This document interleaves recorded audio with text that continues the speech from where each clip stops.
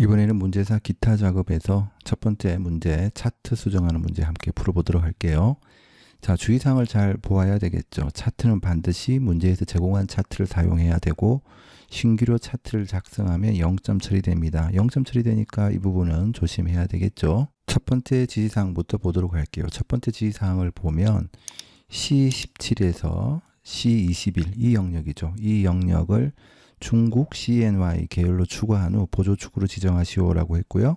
단 계열 추가할 때 가로 항목 축 레이블의 범위는 B17에서 B21 영역으로 설정해라 라고 했습니다.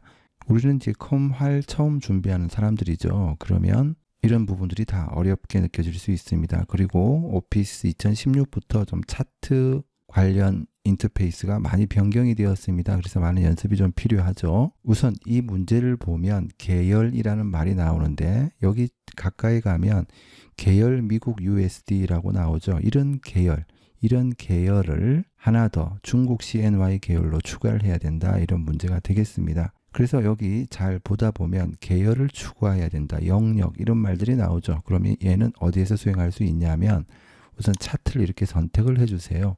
차트를 선택하게 되면 위쪽에 차트 도구라는 것이 생기죠. 그러면 디자인 탭이 생기고 서식이라는 탭이 생기는데 우선 여기 서식이라는 곳에 가보면 이 차트가 가지고 있는 여러 가지 개체들이 여기에 나타나게 됩니다. 자, 차트 요소라고 되어 있죠. 그래서 얘를 딱 눌러보면 가로 항목 축 그림 영역 범례 어쩌고 저쩌고 이런 부분들이 다 나오죠. 우선 서식이라는 메뉴 잘 봐두고요. 그 다음에 이제 여기서 작업을 할 때는 디자인 탭에 들어가면 데이터 선택이라는 부분이 있습니다. 왠지 문제에서 C17에서 C21 영역을 지정하라고 한 말이 데이터 선택과 관련이 되는 것 같죠. 그래서 얘를 이렇게 딱 눌러주면 데이터 원본 선택이라는 부분이 나옵니다. 그래서 여기를 보면 지금 미국 USD라는 계열이 있고 그럼 우리 뭐 눌러줘야 될까요? 중국 CNY라는 계열을 추가해 줘야 되겠죠. 그럼 추가라는 것을 누르고 계열 이름을 중국 CNY 이렇게 추가를 해주고요. 그 다음에 계열 값이라는 곳에 넣은 다음 부분을 지우고 문제에서 지정한 대로 C17에서 C21 이 영역을 이렇게 지정을 해주면 되겠습니다. 이렇게 하고 확인 눌러줄게요. 자, 그 다음에 보조축 지정하는 부분은 잠깐 두고 아래쪽에 보면 계열을 추가할 때 가로 항목 축 레이블의 범위는 이 범위가 아니고 편집을 눌러서 축 레이블 범위를 어떻게 하라고 했습니까? B17에서 B21 이 영역을 지정해 줘라 라고 했습니다. 그래서 확인 눌러주면 되겠죠. 그럼 이렇게 선택이 되고요. 확인 눌러주면 이렇게 바뀌게 되겠습니다. 그 다음에 중국이라는 계열과 미국이라는 계열의 데이터 차이가 현격하기 때문에 이럴 때는 보통 보조축이라는 것을 지정을 해주거든요. 그래서 여기 중국 CNY에 대해서 문제의 지시사항에 있는 것처럼 보조축이라는 것을 지정하도록 하겠습니다. 지정하는 방법은 아까 얘기했던 서식이라는 탭에 가서 이렇게 중국 계열 중국 CNY라는 애를 딱 선택하게 되면 이렇게 선택이 되죠. 예, 선택이 된 상태에서 선택 영역 서식이라는 것을 누르면 됩니다. 이렇게 눌러주면 이렇게 이것에 대한 작업창이 오른쪽에 열리게 됩니다. 그러면 여기에 데이터 계열 지정이라는 곳에 보면 보조축이라는 부분이 보이죠. 이렇게 보조축 선택해주면 중국 계열에 대한 보조축이 나타나는 것을 볼 수 있습니다.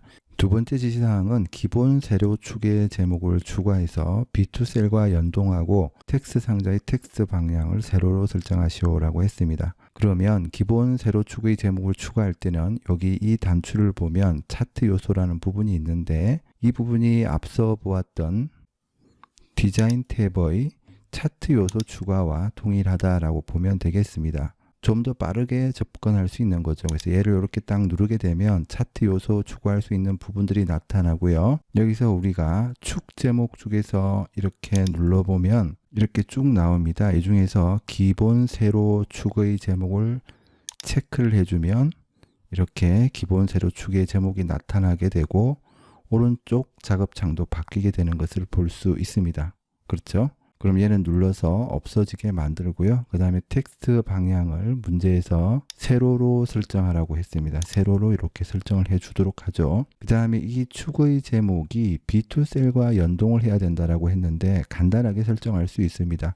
이렇게 현재 기본 세로축 제목이 선택된 상태에서 수식 입력줄에 는 B2 부분을 이렇게 클릭해 주면 그 다음에 엔터 해주면 이 부분이 B2 셀과 연동이 되는 거죠. 그래서 B2 셀의 내용을 바꾸게 되면 이 부분도 바뀌게 되겠죠. 그 다음 세 번째 지시사항은 세로값 축의 최소값은 1150, 최대값은 1250 이렇게 설정을 하라라고 했습니다. 이제 이 부분에 관련된 내용이죠. 자, 그러면 이 부분에 대한 설정을 해야 되기 때문에 서식에 가서 여기 차트 요소들에 대해서 선택한 다음에 문제에서 얘기한 것처럼 세로 값축이라는 것을 선택을 해주면 이쪽에 작업창 부분이 바뀌는 것을 볼 수 있습니다. 축 옵션 부분에 가서 축 옵션 부분을 클릭해 보면 이렇게 최소 최대값 설정할 수 있게 나타나는 것을 볼 수 있죠. 그래서 최소 값을 1150 이렇게 설정을 해주고요.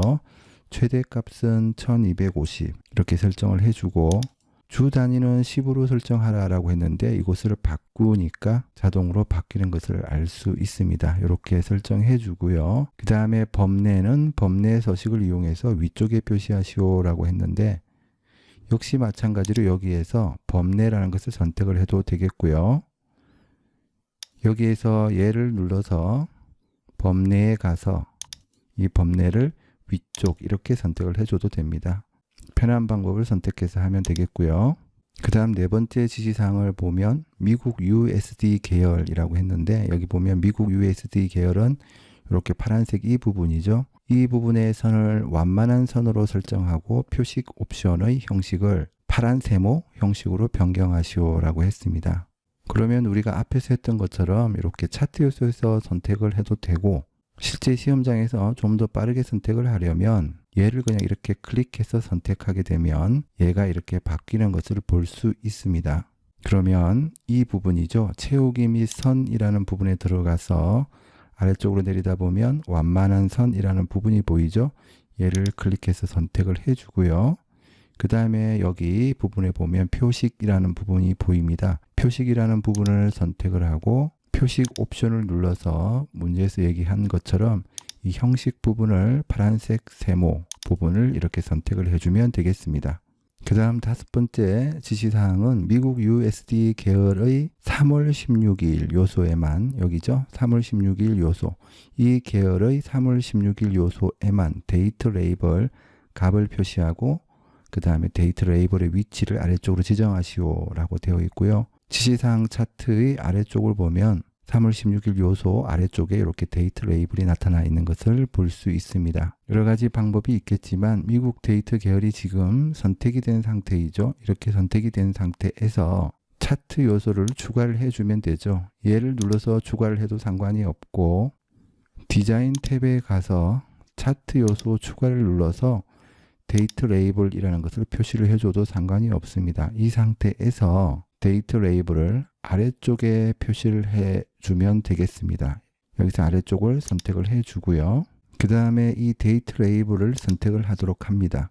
그러면 오른쪽에 작업창이 바뀌게 되는데 여기에서 레이블 옵션이라는 것을 눌러서 값이라는 부분이 있죠. 값이라는 부분을 선택해주고 그 다음에 레이블의 위치를 아래쪽으로 지정이 된 상태, 이 상태로 지정을 한 다음에 여기 값만 남겨둬야 되겠죠. 이렇게 한 다음에 문제에서 얘기하기를 3월 16일 요소만 남겨둬라 라고 했기 때문에 이렇게 필요 없는 부분은 선택을 해서 제거를 해주면 되겠습니다. 딜리트 키로 제거를 하면 되겠습니다. 이렇게 딜리트 눌러서 제거를 해주고요.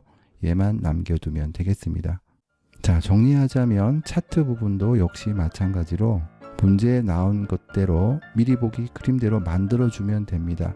어차피 여기 차트 도구라는 메뉴에 다 있습니다. 그래서 하나하나 다 눌러보다 보면 우리가 원하는 것을 찾을 수 있습니다. 포기할 필요도 없고 또 어렵지도 않습니다. 결국 누가 더 많이 눌러보고 누가 더 많이 찾아보느냐의 싸움인 거죠. 이런 문제 풀다 보면 금방 감을 잡을 수 있으니까 어렵지 않게 해결할 수 있을 것입니다.